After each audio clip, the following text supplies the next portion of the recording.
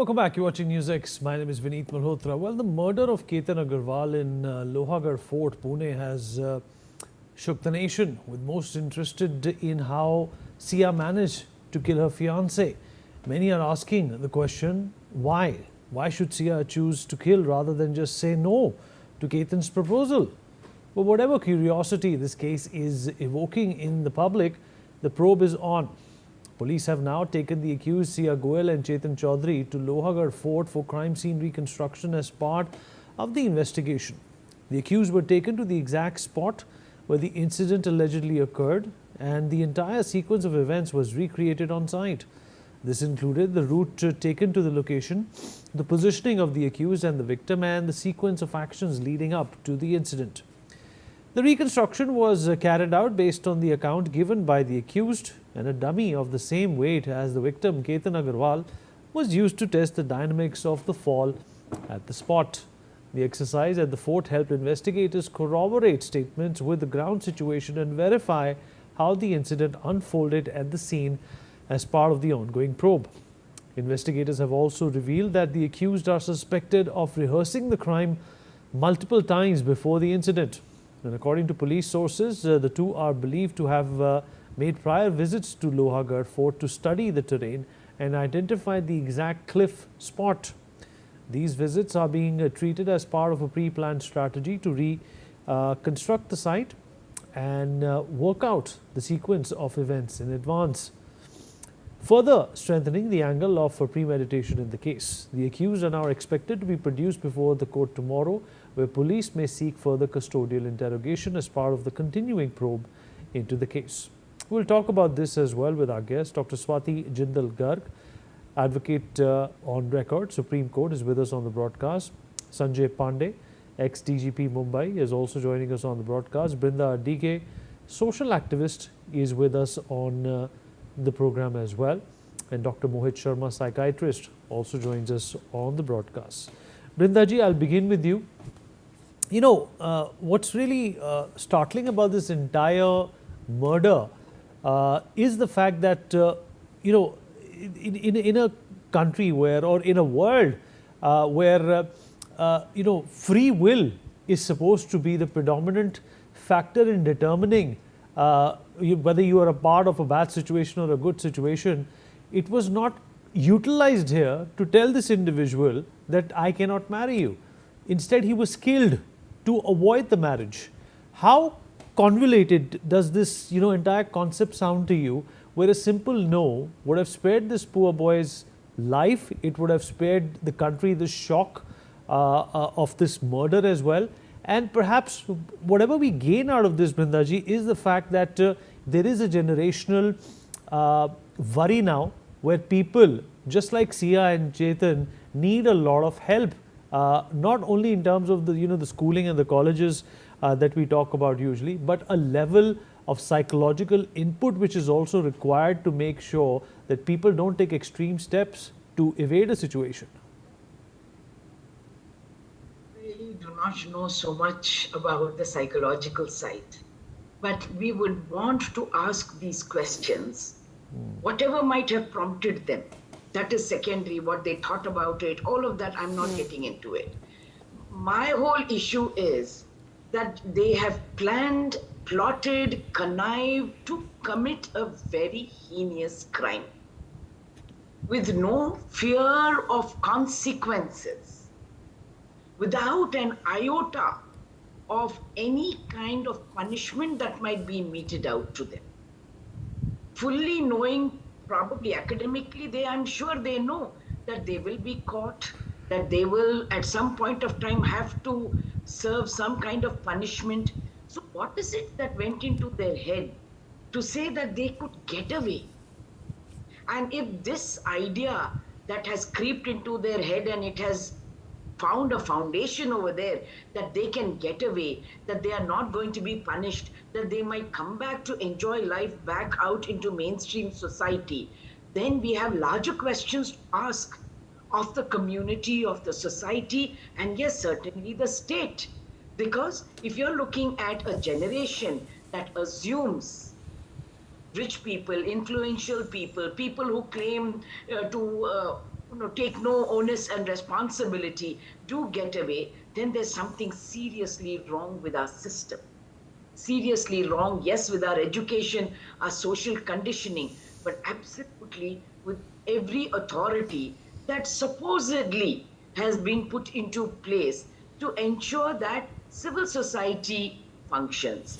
In the civil society, you don't harm somebody else and get away with it and think that there are no consequences. So instead of only just saying that, what was their psychology, we want to ask, is there any fear at all of consequences? And if there is no fear, who all are to be blamed? Is there going to be any reform? Will there be accountability from those who have allowed perpetrators to get away? Mr. Pandey, so how do you look at this case? There was obviously a lot of premeditation that went into it, and these two were pretty confident that they had done everything, created every alibi to get away with murder.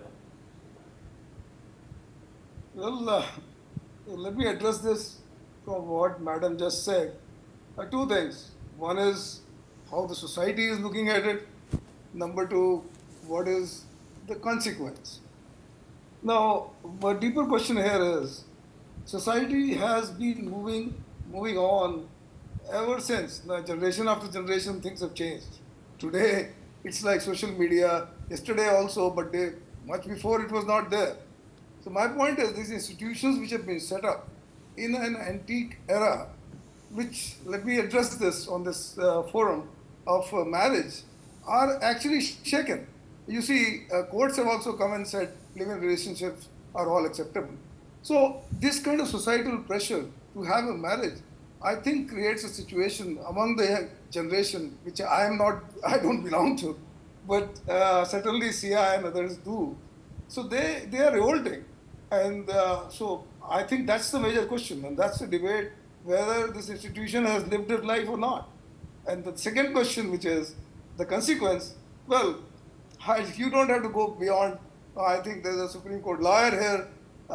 There are people who have gotten away, and they're making much, much good, and they are actually celebrated as probably promoting an international brand. I don't want to name them, but then yes, consequences in this country, at least you can run people down, you can run a motor car, you'll be out, and murder too.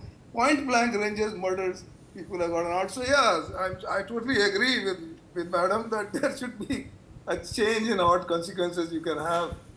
But the question remains whether the society today accepts, and has it not grown out of those antique marriage ceremonies, which probably the younger generation does not need to and does not belong to, and that leads to these kind of frustrations.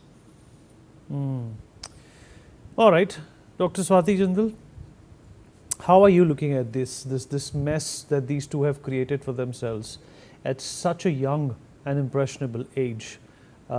Murder a solution to opting out of a bad marriage? Is that also indicative of societal pressures and dynamics which force people to take these extreme steps? Well, Vineet, I think, the entire blame I would give to this make-believe world that, the generation of those, belonging to people like Sia and Chetan have grown up in. These people have binged on the social media, they have binged on OTT platforms, and they are so far removed from reality that they would believe anything. I will give you the example of the child that, wraps around a towel around his shoulders and then jumps off the terrace, firmly believing that he would start flying. He firmly believes from the bottom of his heart that he is Superman. That is what the imaginative world of OTT does to you. It gives you a dopamine rush. It makes you believe that sky is the limit. And yes, we do have a generation that firmly believes in the fact that they will surpass all difficulties and love will finally unite one day. Against all adversities, they will remove all obstacles in their path. And at that time, the impulsiveness of youth and maybe the blind love, it makes them firmly believe that nobody will catch them. In fact, they are not even thinking that far ahead. Their only mind is to clear the next level of the game.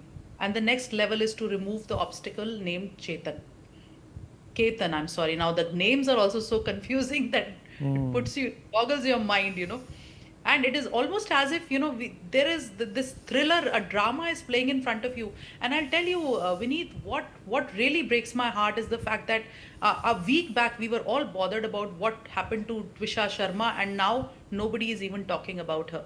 Now we have a new thriller, and we all are increasing the TRPs of that new program that we are all avidly watching till something else comes up our way. And then we will forget what Sia did, what Chetan did, what happened to Ketan, and we will move on to our next story and we will start playing the new drama that is the rage of the week. How can we blame this generation when we are all to blame? Somewhere we are all in this mess together and we are all heading that way. Dr. Mohit Sharma, as a psychiatrist, do you concur with the fact that a generation that is alive today is completely removed and detached from reality, owing to these tech distractions that more or less dominate our day and night? Uh, no, I will not 100% blame the media only. See, media has a role in its. There are content which are very provocative, which give some kind of some ideas to them. But everyone doesn't become a murderer or doesn't become doesn't show a criminal mindset because of the media. Yes, and researchers also suggest that all the media content is not make them some ordinary person to matter. Individuals who already have some anger, some impulsivity in them, they have emotional instability in them. They have repeated exposure to the violent content as well as they have also seen something in their vicinity can provide some idea. These things provide ideas about what method they can use, how they will be just gone away without any consequences. This is just normal things, and they normalize the aggression and reduce their emotional sensitivity to those kind of violence. Media is not the sole role, but one of the factor among the personality, what environment they are growing, what kind of relationship they are developing, and what opportunity they are getting. Uh, Okay. Brindaji, what's the solution here in terms of education? That is something that has always been flagged as the main backbone of a sane society, of a society that is informed of the consequences of its actions. Is that an area where more focus has to be pivoted? Not to mention the exam leaks that continue to happen also show that the education system in itself is in shambles. Education is certainly the primary component and aspect that requires to be revisited and addressed, not simply as academics, but as a space where you're continuously learning values and respect for another human being. But so also do we need role models. Look at all our role models, whether they are in the media, in the film industry, and the political field, or for that matter, even in the religious areas. What are these role models shouting, screaming from the rooftops by their actions? Don't care. Impunity at its height.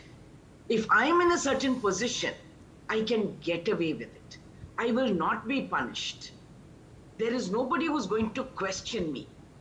And if I have enough money and power and influence, then I will get back into the game even more stronger. Now, this is the information that our young people seem to be getting on a daily basis. So education alone is not going to help. If we talk about our homes, it's not going to help because our homes are invaded with the media and all the media onslaught that every one of us have.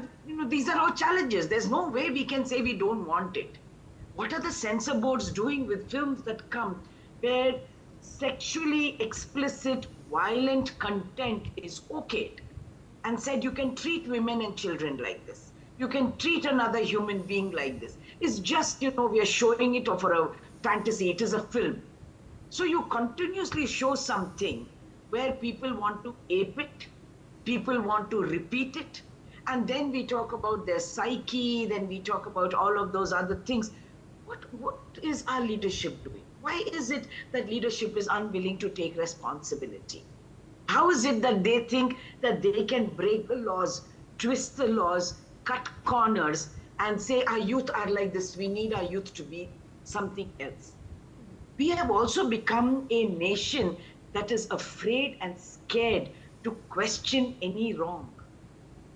Dissent is not allowed. We cannot question power. We cannot question any criminal activity. Somebody else will come and troll you and say, yeah, these people are all westernized. And that is why these things are happening. You just heard in the news, a 13-year-old girl was raped by 40 men. Nothing was done. Surely there would have been a missing complaint. Police did nothing about it. But if some minister's dog or cow gets lost, they employ the entire battalion going to look for it. What is the value of human life today in my country? That's the question we want to ask. How do we hold the state accountable for what they are paid to do? Why is it that police reforms, judicial reforms are still stalled? Knowing that there are thousands, lakhs of cases. There is a research that is going to take another 1,000 years for the cases that are sitting in courts just now. We don't register these cases. We don't investigate, and there is no swift, stringent action. I continuously keep talking about stringent action because somewhere there must be fear of law. No, we've lost it completely. That's the question we want to ask.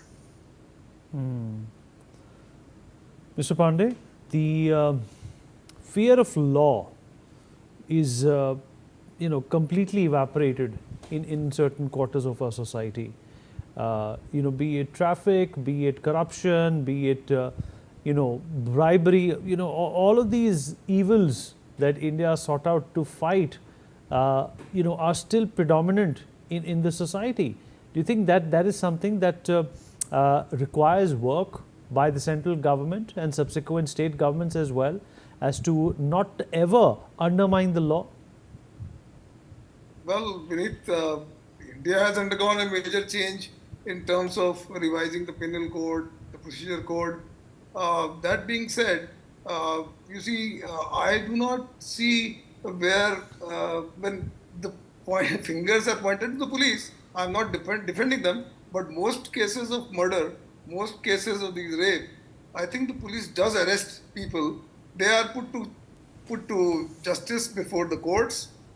Well, some of them have really gotten out, and as Brinda says, some of them who are influential have gotten out big time, and they are celebrities in their own ways.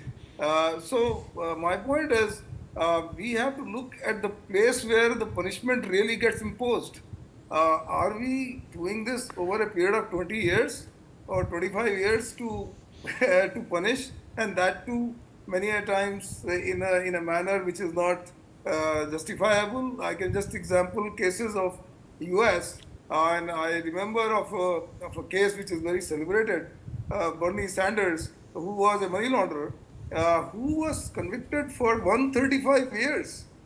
Another case of a celebrity who ran over a person on the road in California, convicted for 27 years. Now, if that is where we are probably lacking, and that finger points more towards framing of these laws, and certainly to adjudication, and certainly how the courts are looking at it. All right, Dr. Swati Jindal, same question to you as well. The infusion of the fear of law, is that going to solve a lot of problems for India and Indians? Beneath the problem with infusing the fear of the law is that law is there for the aggrieved, it is also there for the accused. Now, when Mr. Pandey says that he's not defending the police, and yes, the police have arrested people, and ultimately they get out during the process of litigation. Now, the biggest problem I see here is why they are getting out. They are getting out because of certain loopholes. Now, why these loopholes exist and fructify for them? It is because of certain lapses in the procedural requirements that are ultimately blamed on the police, which is why they do get out. Now, it is famously said that the poor have nothing to lose and the rich will get away with murder. Ultimately, the delays in litigation takes care of the middle class. So the problem here is that even if you commit a murder, you will get away by hook or by crook.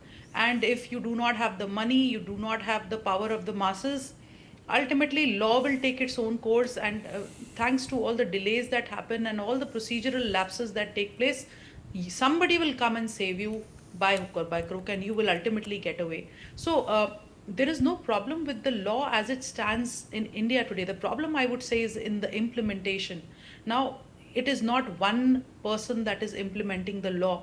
It has to start from the grassroots level, starting from the investigation to the way in which the evidence is kept. It should not be tampered, it should be one uncontaminated chain, and right up till the top, till the Supreme Court, it has to be maintained. If that is done properly, there is no way, there is no chance that a murderer can get away. All right, fair enough. I appreciate everybody who joined in. Thank you so much for your thoughts and your perspective as well. We're going to take a short break. Be right back.